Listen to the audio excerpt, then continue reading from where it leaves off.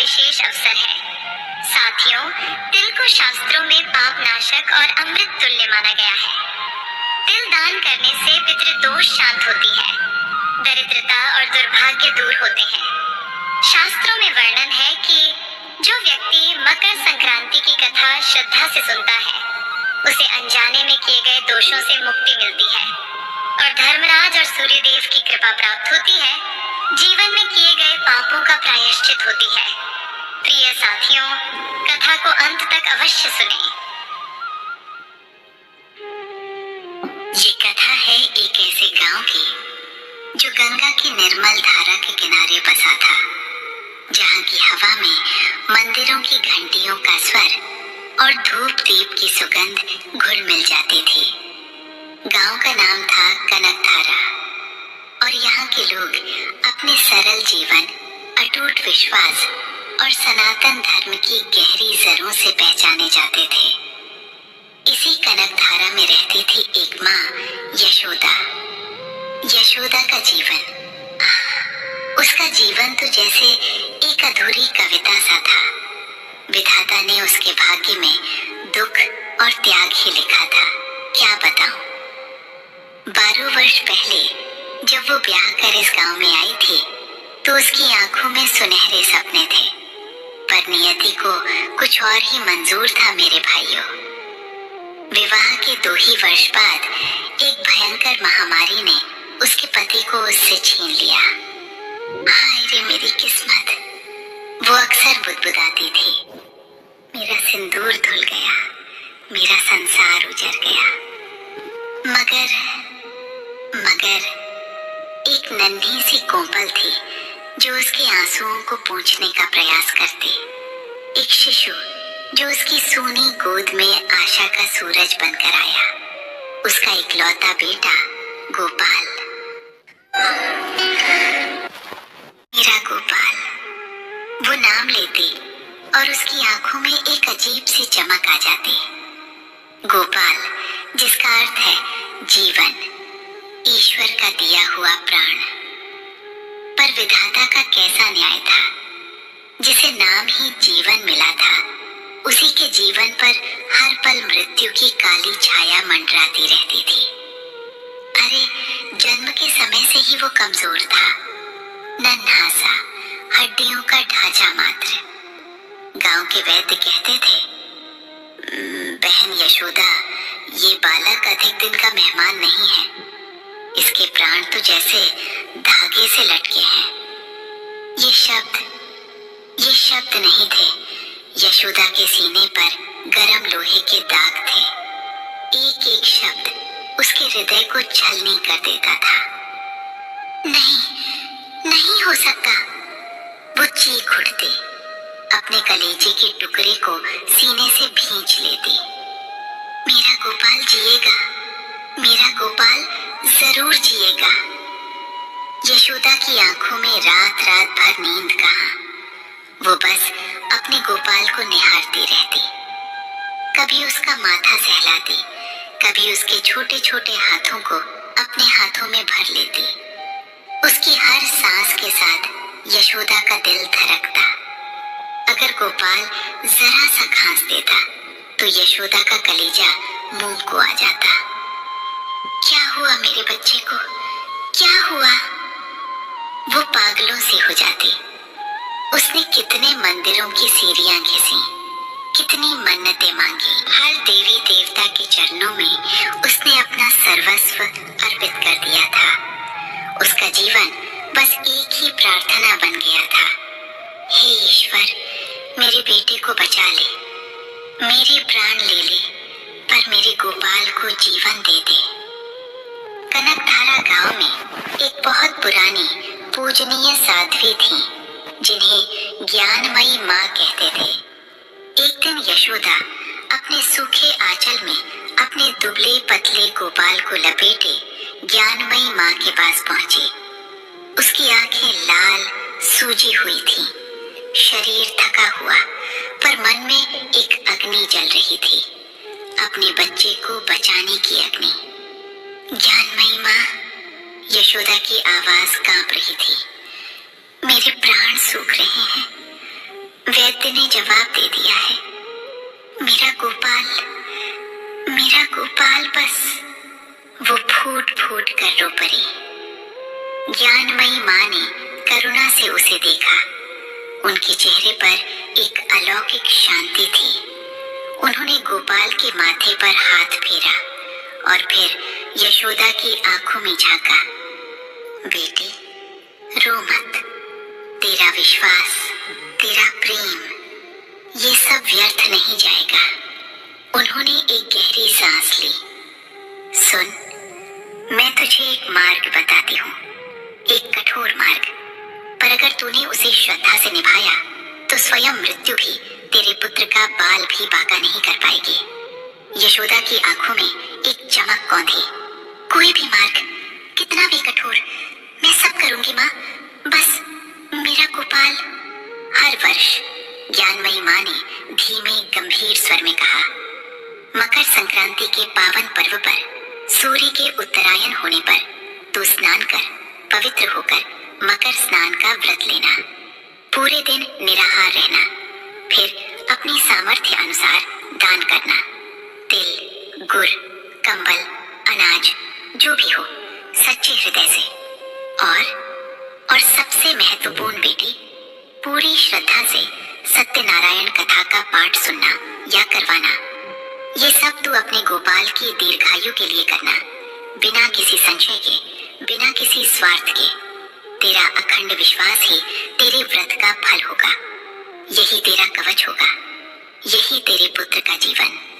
ज्ञानमयी माँ के ये शब्द यशोदा के लिए जैसे साक्षात ईश्वर का संदेश थे।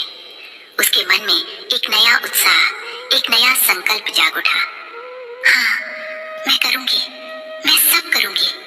उसने मन ही मन प्रतिज्ञा ली और तब से हर वर्ष जब पौष मास का कठोर शीत अपनी चरम पर होता और सूर्य देव अपनी दिशा बदलने को होते, यानी मकर संक्रांति का पावन दिन आता, यशोदा का व्रत शुरू हो जाता। अरे तुम क्या जानो, सुबह सुबह जब पूरा गांव ठिठुर रहा होता, अंधेरे में लिपटा होता, यशोदा उठ जाती, कनकधारा की बर्फीली नदी में डुबकी लगाती। श्री गंगा मैया की जय। उसके होंठ कांपते, पर उसकी आत्मा में एक अग्नि जलती। वो पवित्र होकर आती और अपने छोटे से घर के आंगन को लीप पोत कर स्वच्छ करती। उसके पास धन दौलत कहाँ थी? पति के जाने के बाद जो थोड़ी बहुत जमीन थी, उसी से गुजारा चलता। पर दान तो उसे करना ही था। वो एक एक दाना, एक एक तिल का संग्रह करती। कभी अपनी साड़ियों में से एक पुरानी साड़ी निकाल कर देती, कभी पड़ोसियों से थोड़ा सा गुड़ मांगकर दान करती। हे प्रभु, मेरे पास यही है, इसे स्वीकार करो। उसकी आंखें भीगी होती, पर मन में अटूट विश्वास होता। फिर बारी आती कथा की। सत्यनारायण भगवान की जय। वो गांव के पंडित जी को बुलाती, या अगर वो ना आ पाते तो स्वयं अपने टूटे फूटे शब्दों में पर पूरे भाव से कथा का पाठ करती या सुनती। उसके मुख से एक भी शब्द व्यर्थ नहीं निकलता। हर शब्द में उसके गोपाल की आयु, उसके प्राणों की रक्षा की प्रार्थना छिपी होती। वो घंटों भगवान के चरणों में बैठी रहती, उसकी आंखें नम, पर चेहरे पर एक अजीब सी शांति। और चमत्कार देखो, जैसे जैसे साल बीतते गए, गोपाल जो कभी इतना कमजोर था कि लगता था एक हवा का झोंका उसे उड़ा ले जाएगा, धीरे धीरे मजबूत होने लगा। उसकी आंखें जो पहले हमेशा बुझी बुझी सी रहती थी, उनमें अब एक नई चमक थी। वो दौड़ता, खेलता, हंसता, बिल्कुल दूसरे बच्चों की तरह। गांव वाले अचंभित थे। अरे, ये तो वही बालक है जिसे वैद्य ने मरणासन्न घोषित कर दिया था। वे यशोदा की श्रद्धा को प्रणाम करते, उसकी भक्ति की मिसाल देते। देखो तो, माँ की तपस्या ने तो मौत को भी झुका दिया। 10 वर्ष बीत गए, 10 मकर संक्रांतियां। 10 वर्षों तक यशोदा ने एक भी व्रत नहीं छोड़ा, एक भी दान छोटा नहीं समझा, एक भी कथा का क्षण उसकी श्रद्धा से विमुख नहीं हुआ। गोपाल अब 11 वर्ष का था, एक हंसता खेलता चंचल बालक। उसकी आवाज से घर गूंज उठता था। यशोदा का जीवन अब सुख से भर गया था, पर उसके मन में वो डर कभी पूरी तरह से गया नहीं था। कहीं फिर से वो कांप उठती। इसलिए उसका विश्वास और गहरा होता गया। फिर आई वो 11वीं मकर संक्रांति। गोपाल 11 वर्ष का हो चुका था और वो अपने मित्रों के साथ गंगा किनारे खेल रहा था। अचानक एक तेज हवा का झोंका आया और वो फिसलकर नदी के किनारे गिर गया। उसे चोट तो ज्यादा नहीं लगी, पर एक अजीब सी कंपकंपी उसके शरीर में दौड़ गई। रात को उसे तेज बुखार चढ़ गया। अरे राम, यशोदा के प्राण सूख गए। ये क्या हो गया मेरे बच्चे को?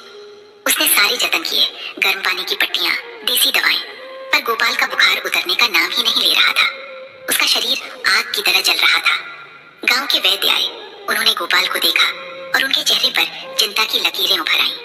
यशोदा बहन, मैं क्या कहूँ? लगता है इस बालक की आयु पूरी हो चली है। मैंने जीवन में बहुत रोगी देखे हैं, पर इसके लक्षण अच्छे नहीं हैं। अब तो बस ईश्वर ही मालिक है। वैद्य ने अपनी पोटली उठाई और चले गए। यशोदा के पैरों तले जमीन खिसक गई। नहीं, ये नहीं हो सकता। उसकी आंखें पथरा गईं, पर यशोदा के पैरों तले जमीन खिसक गई। नहीं, ये नहीं हो सकता। उसकी आंखें पथरा गईं, पर उसके अंदर कहीं से एक दृढ़ निश्चय जागा। नहीं, वैद्य कुछ नहीं जानते। मेरी तपस्या, मेरा व्रत, मेरा विश्वास, वो खाली नहीं जा सकता। मेरा गोपाल ऐसे नहीं मर सकता। अगले दिन ही मकर संक्रांति थी। गोपाल की हालत और बिगड़ गई थी। वो बेहोश पड़ा था। सांसें धीरे धीरे चल रही थी। यशोदा की आंखों से आंसुओं की धारा बह रही थी, पर उसके होठों पर भगवान का नाम था। प्रभु, मेरे गोपाल को बचा लो, मेरा विश्वास मत तोड़ो। सुबह के 4 बजे थे। कड़ाके की ठंड थी। यशोदा ने थरथराते हाथों से गंगा में स्नान किया। उसके मन में एक ही विचार था, आज मुझे अपना व्रत पहले से भी अधिक श्रद्धा से करना है। वो गीले वस्त्रों में ही घर लौटी और पूजा की तैयारी में लग गई। एक तरफ उसका बेटा मृत्युशैया पर पड़ा था, दूसरी ओर वो अपने हाथों से तिल और गुड़ के लड्डू बना रही थी। दान के लिए अनाज निकाल रही थी। उसके आंसू गरम लड्डुओं पर गिर रहे थे, पर उसके हाथ नहीं रुक रहे थे। गांव के पंडित जी आए। उन्हें गोपाल की हालत पता थी, इसलिए वे भी उदास थे। यशोदा ने उनसे कथा कहने का अनुरोध किया। पंडित जी, मेरे पास धन नहीं है, पर मेरी श्रद्धा है। आज मेरी कथा को और अधिक भाव से कहिएगा पंडित जी। मेरा गोपाल ठीक हो जाएगा, मैं जानती हूँ। पंडित जी ने देखा, यशोदा के चेहरे पर एक अजीब सी अलौकिक शक्ति थी। वो रो रही थी, पर उसकी आंखों में कोई भय नहीं था, सिर्फ अटूट विश्वास था। पंडित जी ने सत्यनारायण कथा का पाठ शुरू किया। बोलिए श्री सत्यनारायण भगवान की जय। और इधर जब यशोदा कथा सुन रही थी, उधर एक और घटना घट रही थी मेरे भाइयों। एक ऐसी घटना जो इतिहास में विरली ही घटती है। गोपाल, जो अपने बिस्तर पर जीवन और मृत्यु के बीच झूल रहा था, उसकी सांसें बहुत धीमी हो गई थी। उसकी आत्मा धीरे धीरे शरीर छोड़ने की तैयारी में थी। उसी क्षण, उसी पल कनकधारा गांव के ऊपर आकाश में एक अजीब सा परिवर्तन हुआ। हवा में अचानक एक भयंकर ठंडक खुल गई, जैसे स्वयं काल आ गया हो। गांव के कुछ वृद्ध, जिनकी आध्यात्मिक आंखें खुली थीं, वे कांप उठे। देखो रे, ये कैसा काला अंधेरा छा रहा है। वे भयभीत थे। और फिर अचानक 2 भयंकर आकृतियां आकाश से धरती पर उतरी। वे थीं स्वयं धर्मराज यम के दूत। भयानक, काले, उनकी आंखें अंगारों से दहक रही थीं। उनके हाथ में पाश था जो प्राणों को खींचने के लिए बना था। हर हर महादेव। उनके कदम जमीन पर पड़ते ही एक कंपन सा हुआ। वे सीधे गोपाल के घर की ओर बढ़े। उनके लिए ये एक सामान्य कार्य था। हजारों लाखों प्राणों को उन्होंने हर दिन उनके नियत समय पर हर लिया था। वे धर्मराज के आदेश का पालन करने आए थे। गोपाल की आयु आज पूर्ण हो चुकी थी। वे गोपाल के बिस्तर के पास पहुंचे। गोपाल का नन्हा सा शरीर बेजान पड़ा था। उसकी आंखें अध खुली थी और उनमें एक अजीब सी चमक थी। भाई की या शायद अंतिम विदाई की। दूतों ने अपना पाश उठाया, गोपाल की आत्मा को खींचने के लिए तैयार हुए। रुको, एक गगनभेदी आवाज, एक ऐसी गर्जना जिसने समस्त ब्रह्मांड को हिला दिया। क्या? दूतों के हाथ जहां थे वहीं ठिठक गए। उनके भीतर भय समा गया। ये आवाज किसकी थी? इतनी प्रबल, इतनी शक्तिशाली। आकाश में एक तेज प्रकाश पुंज फैला। वो प्रकाश इतना दिव्य था कि दूतों की आंखें चौंधिया गईं। और उस प्रकाश के बीच से एक तेजस्वी आकृति प्रकट हुई। उनके सिर पर स्वर्ण मुकुट, हाथों में दंड और नेत्रों में त्रिभुवन का न्याय। अरे, वे तो स्वयं धर्मराज थे। जय धर्मराज प्रभु की। दूतों ने सिर झुका लिया। प्रभु, दूतों ने कांपते हुए कहा, हमने आपका ही आदेश पालन करने के लिए आए थे। इस बालक गोपाल की आयु आज पूर्ण हो चुकी है। नियति के विधान अनुसार हमें इसके प्राण हरने हैं। धर्मराज की आंखों में एक अजीब सा भाव था, न्याय का, पर उसमें करुणा का अंश भी था। उन्होंने अपने दूतों को देखा, फिर अपनी दृष्टि गोपाल पर डाली और फिर उनकी दृष्टि उस घर के आंगन में बैठी यशोदा पर पड़ी, जो कथा सुन रही थी, जिसके मुख पर आंसू और श्रद्धा का अद्भुत संगम था। दूतों, धर्मराज की आवाज में एक गंभीरता थी जो उनके न्याय सिंहासन से भी ज्यादा प्रभावशाली थी। तुम सत्य कहते हो कि नियति ने इसके लिए यही लिखा था।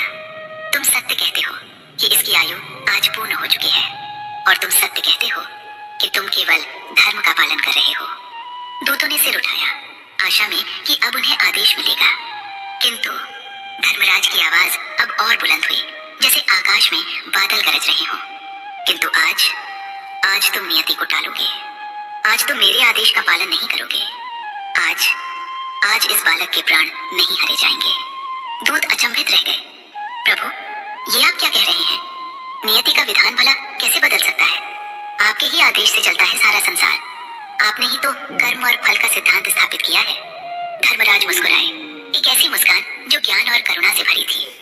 दूतों, तुम सिर्फ नियमों को जानते हो, तुम सिर्फ विधान को जानते हो, पर तुम उस शक्ति को नहीं जानते जो इन नियमों को भी अपने अटूट विश्वास से झुका देती है। तुम उस प्रेम को नहीं जानते जो मेरे जैसे नियामक को भी विवश कर देता है।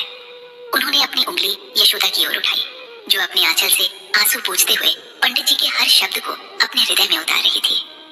देखो उसे, उस माँ को देखो, उसके तप को देखो, उसके निस्वार्थ प्रेम को देखो। हर वर्ष, हर मकर संक्रांति पर उसने निराहार रहकर अपनी एक एक पाई दान करके, हर कष्ट सहकर अपने इस पुत्र की लंबी आयु के लिए प्रार्थना की है। उसके एक एक शब्द में, उसके एक एक आंसू में, उसके एक एक दान में मेरे लिए, उस परम पिता परमात्मा के लिए इतना अटूट विश्वास, इतनी अखंड श्रद्धा भरी है कि आज उस श्रद्धा ने मृत्यु को भी रोक दिया है। धर्मराज की आंखों में एक अद्भुत तेज था। माँ की श्रद्धा, माँ का प्रेम, माँ का त्याग, ये केवल भावनाएं नहीं है दूतों, ये ब्रह्मांड की सबसे बड़ी शक्ति है। ये वो शक्ति है जिसके सामने स्वयं काल भी नतमस्तक हो जाता है। ये वो शक्ति है जो मेरे न्याय के तराजू को भी झुका देती है। और फिर उन्होंने वो अमर वाक्य कहे जो युगों युगों तक एक सत्य बन गए। माँ के भीतर का सारा अहंकार, सारा नियमनिष्ठ भाव पिघल गया। वे समझ गए, वे नतमस्तक हो गए उस माँ की अद्भुत श्रद्धा के सामने। जैसी आपकी आज्ञा प्रभु, उन्होंने कहा, और एक पल में वे अदृश्य हो गए। धर्मराज भी एक मुस्कान छोड़ते हुए उसी दिव्य प्रकाश में विलीन हो गए। इधर पंडित जी ने कथा समाप्त की। सत्यनारायण भगवान की जय। यशोदा ने अपनी आंखें खोली। उसके मन में एक अजीब सी शांति और हल्कापन था, जैसे कोई भारी बोझ उतर गया हो। वो धीरे से उठी और अपने गोपाल के पास आई। उसने देखा, अरे ये क्या? गोपाल की आंखें धीरे धीरे खुल रही थीं। उसका शरीर जो कुछ देर पहले आग की तरह तप रहा था, अब ठंडा पड़ रहा था। उसका चेहरा जो पीला और निस्तेज हो गया था, उस पर एक हल्की सी लाली छा रही थी।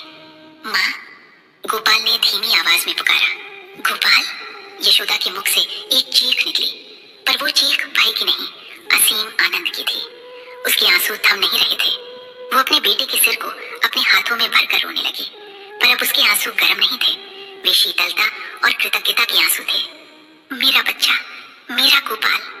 गांव के लोग भी इकट्ठा हो गए थे। उन्होंने देखा गोपाल को उठते हुए, उसकी आंखों में जीवन की चमक लौटते हुए। वे सब हतप्रभ थे। वैद्य जो उसे मरा हुआ मानकर चला गया था, जब वापस आया तो उसने गोपाल को हंसते खेलते देखा। चमत्कार! ये तो साक्षात चमत्कार है। मैंने जीवन में कभी ऐसा नहीं देखा। ये तो माँ की श्रद्धा का प्रताप है। और तब से गोपाल कभी बीमार नहीं पड़ा। वो स्वस्थ, बलवान और दीर्घायु हुआ। वो बड़ा होकर एक धर्मात्मा पुरुष बना, जिसने अपनी माँ के त्याग और ईश्वर की कृपा को कभी नहीं भुलाया। उसने जीवन भर अपनी माँ की सेवा की और उस गांव में यशोदा की कथा अमर हो गई। हर मकर संक्रांति पर कनकधारा गांव में यशोदा की कथा सुनाई जाती और हर कोई उस माँ के अटूट विश्वास को प्रणाम करता, जिसने अपनी श्रद्धा से स्वयं मृत्यु को भी झुकने पर विवश कर दिया था। सच ही कहा है, इस संसार में माँ की श्रद्धा से बड़ा कोई बल नहीं। उसके प्रेम से भरी कोई तपस्या नहीं और उसके निस्वार्थ कर्म से बड़ा कोई पुण्य नहीं। ये कथा आज भी हम सबको यही सिखाती है मेरे भाइयों, कि श्रद्धा हो तो ऐसी हो, माँ का हृदय हो तो ऐसा हो, और विश्वास हो तो ऐसा हो जो स्वयं काल को भी पराजित कर दे।